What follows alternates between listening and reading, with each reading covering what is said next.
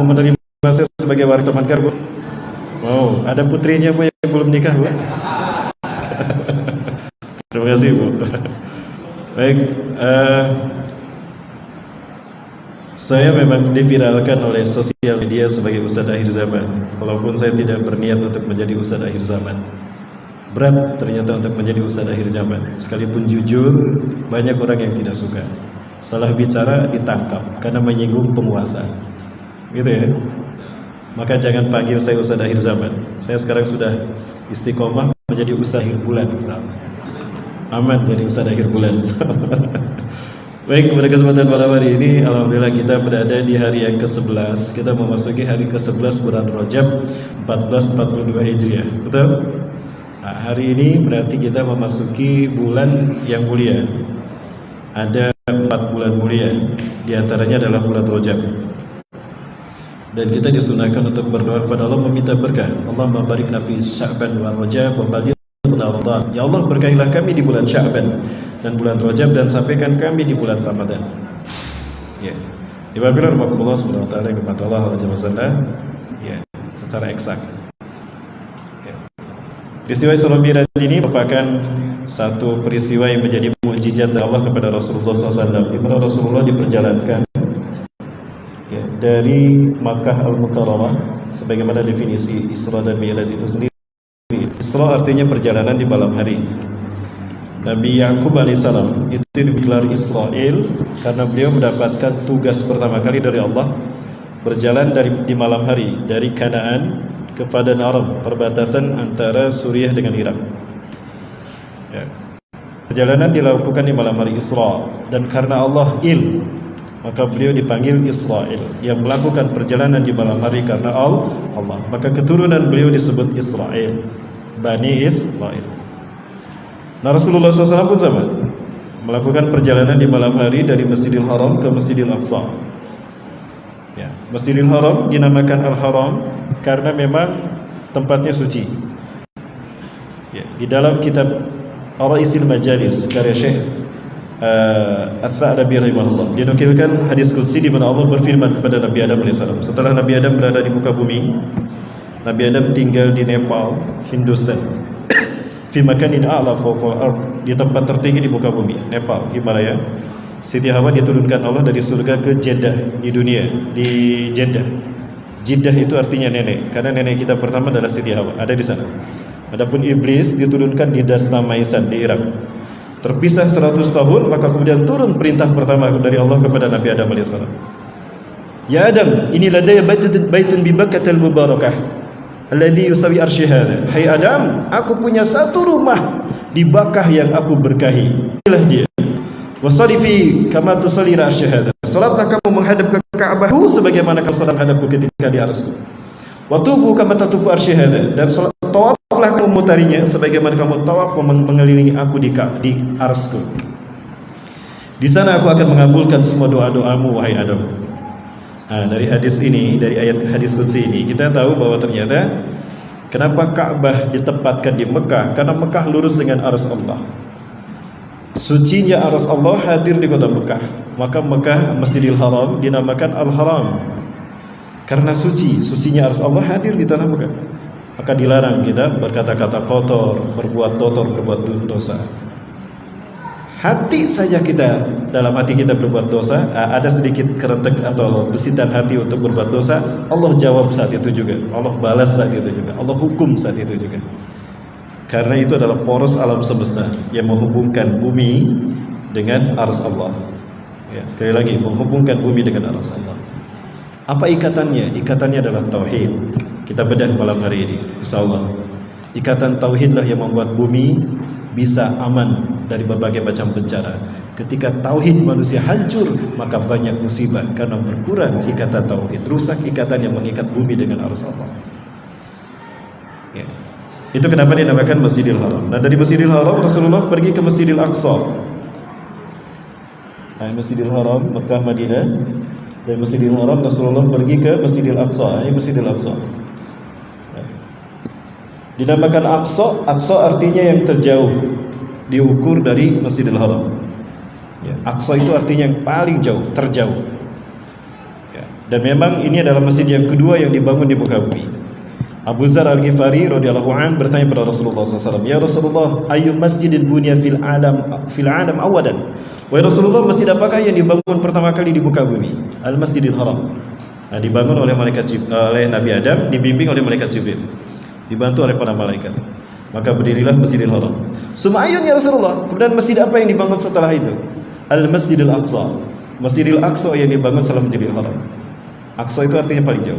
Kam bainahuma, berapa jarak antar keduanya? 40 tahun. Jadi setelah 40 tahun berdiri Masjidil Haram, baru dibangunlah Masjidil Aqsa sebagai masjid yang kedua di muka bumi. Ya. Ini Masjidil Haram dan ini Masjidil Aqsa. Jarak antar keduanya itu luar biasa jauh. Berapa? 1233 km. Ini jarak antara Masjidil Haram ke Masjidil Aqsa. Dan Rasulullah PP kan?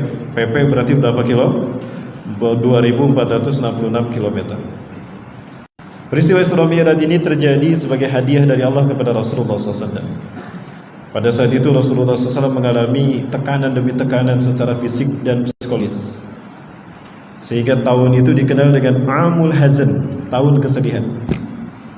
Betapa tidak, pertama Rasulullah SAW ditinggalkan oleh pamannya yang tercinta, Abu Talib.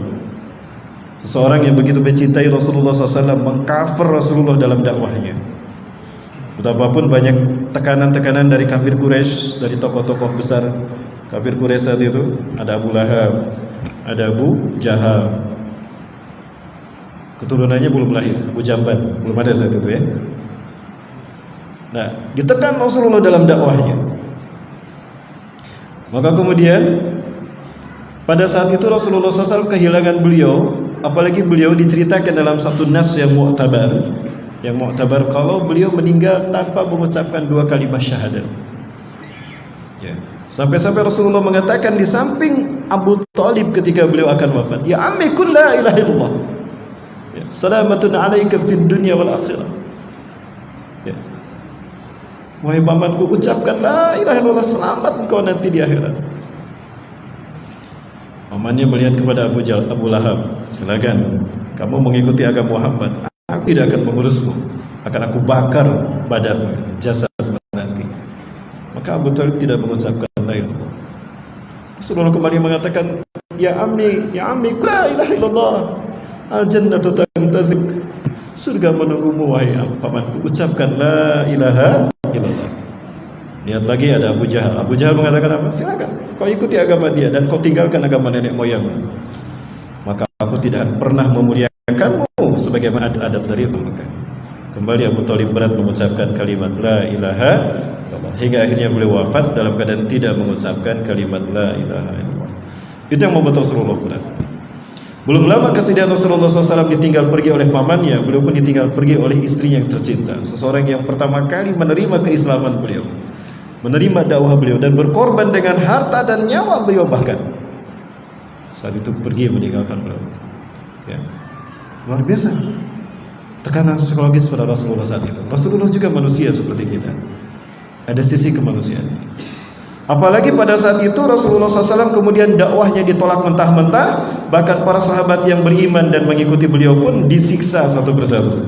Nah, sebagai contoh ini, bagaimana penyiksaan yang dialami oleh para sahabat saat itu, dan Rasulullah SAW menyaksikannya.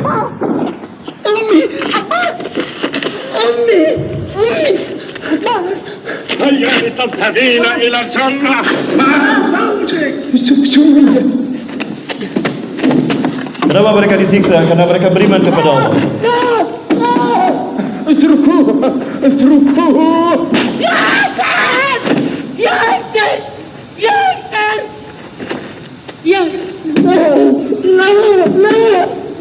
Ini Abu Jahal yang bersorban putih berbaju hitam.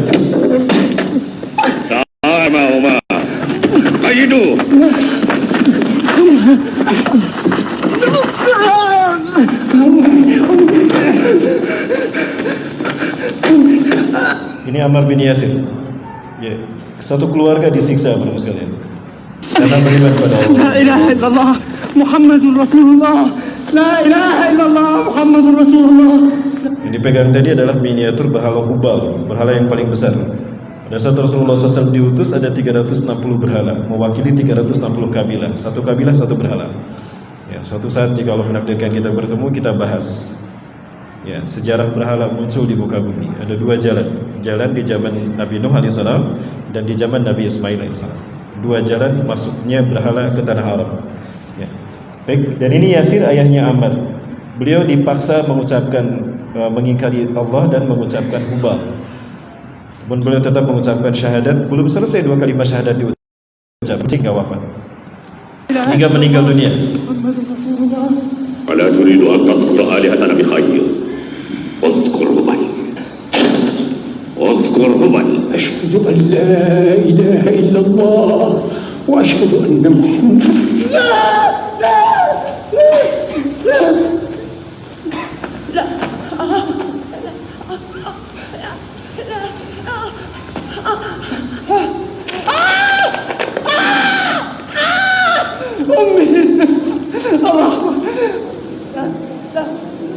Ini para sahabat yang sedang menunggu giliran untuk disiksa. Mereka masih bisa dihitung jari, jumlahnya sedikit. Beginilah nasib umat Islam sejak zaman Rasulullah sampai hari ini. Jika minoritas dizolimi. Wa asyhadu anna Muhammadan Rasulullah.